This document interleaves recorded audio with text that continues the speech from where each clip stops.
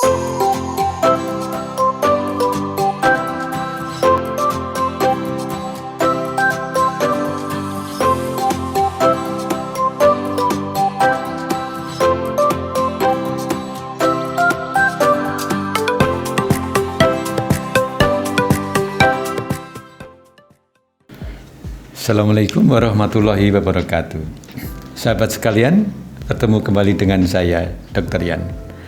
Hari ini kita akan melanjutkan sesi menjawab pertanyaan, karena ini memang cukup menarik.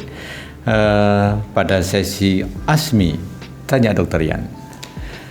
Ibu SI menanyakan, Dok, minta tolong dibahas hiperplasia endometrium atipi.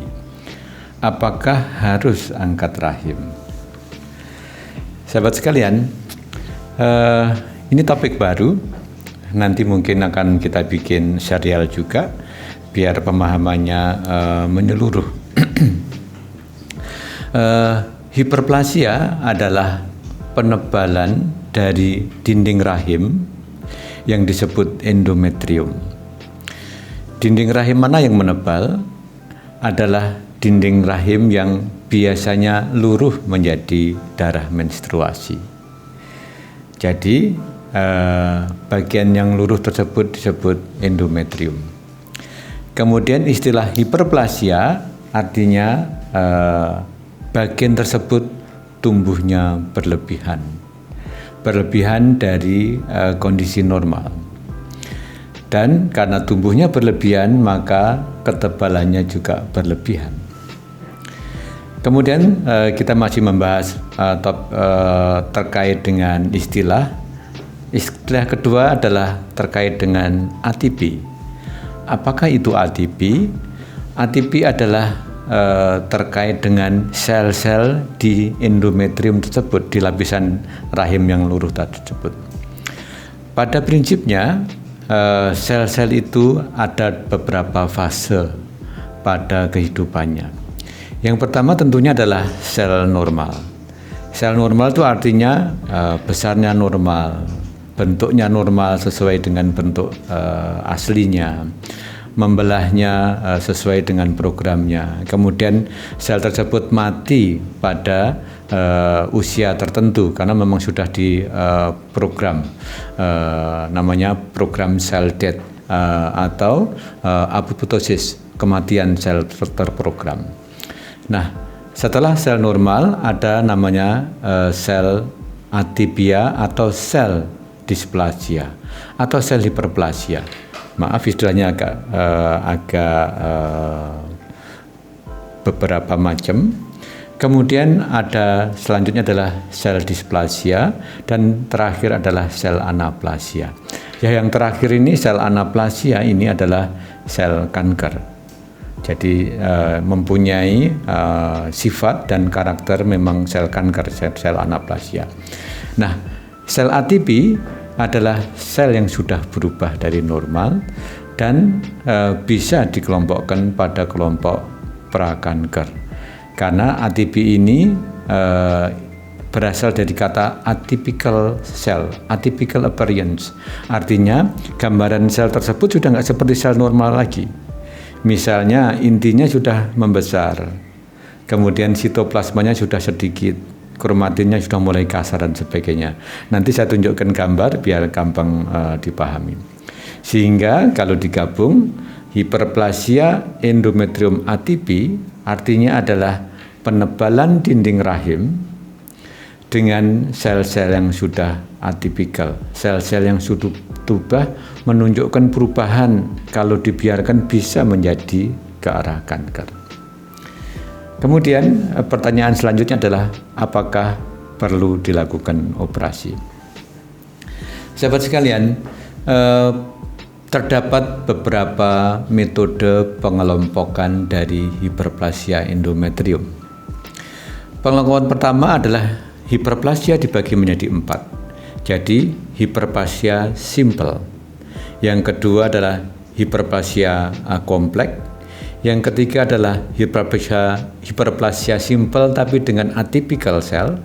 Kemudian yang keempat adalah hiperplasia kompleks dengan atypical cell. Yang membedakan 4 kelompok tersebut adalah gambaran di bawah mikroskop. Bagaimana kepadatan selnya, terutama sel-sel kelenjar, dan apakah ada sel yang sudah bentuknya tidak normal, yaitu sel-sel atypical. Itu pengelompokan pertama. Pengelompokan kedua hanya menjadi 2 kelompok. Pertama adalah hiperplasia without atypical cell. Jadi penebalan dinding rahim karena tanpa ada sel-sel yang atipik. Sedangkan yang kedua adalah hiperplasia endometrium with atypical cell. Jadi hiperplasi penebalan dengan sel-sel yang atipik. Nah, ini memang beda manajemennya. Untuk kelompok hiperplasia yang tanpa atypical cell memang masih bisa diobati dengan terapi hormonal. Sahabat sekalian, seperti yang pernah kita bahas sebelumnya, bahwa pertumbuhan dari endometrium itu sangat dipengaruhi oleh hormon wanita, terutama adalah hormon estrogen dan progesteron. Tapi dari 2 hormon ini yang utama adalah hormon estrogen, karena dia yang memicu untuk tumbuhnya lapisan endometrium yang kalau pada keadaan tertentu tambah tebal dan sebagainya. Kemudian saya melebar sedikit, apa sih gejala dari seseorang yang terjadi hiperplasia endometrium? Itu pertama adalah bisa gangguan pola haid. Jadi haidnya bisa berlebih. Kemudian juga kadang-kadang ada perdarahan di antara 2 haid. Jadi misalnya begini, kalau wanita haid itu biasanya rentangnya adalah 5-7 hari. Kemudian 1 hari maksimal mungkin 3 pembalut dan sebagainya, pas deres-deresnya. Tapi pada pasien hiperplasia bisa memanjang atau kemudian juga bisa jumlah haidnya berlebih.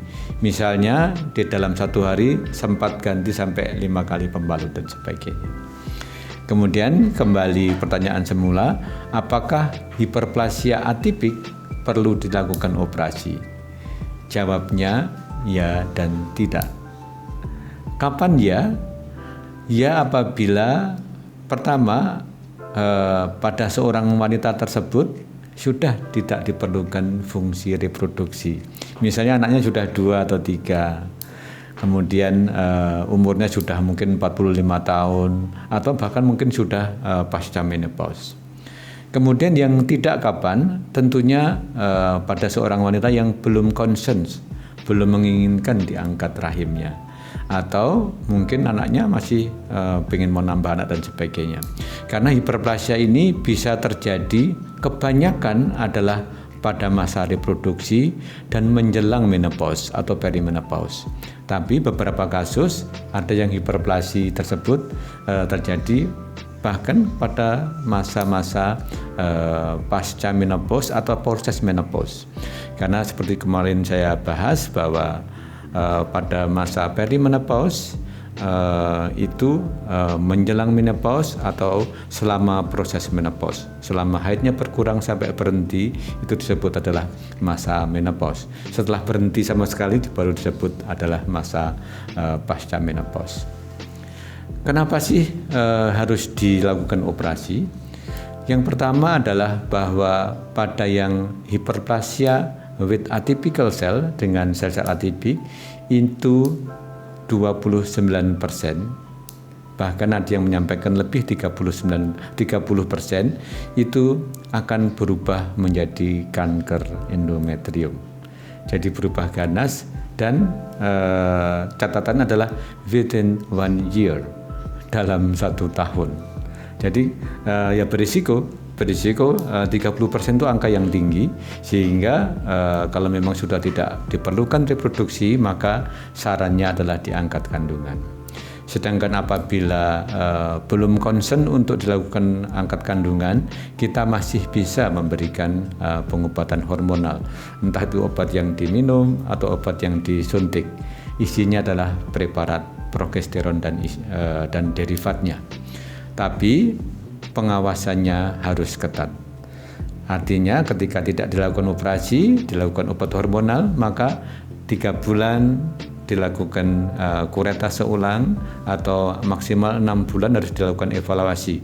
Apakah sudah regresi atau mungkin malah terjadi perubahan ke arah kanker. Saya tambahkan sedikit, sahabat sekalian, bahwa kanker endometrium yang biasanya berasal dari hiperplasia itu sebenarnya dikelompokkan menjadi 2 kelompok.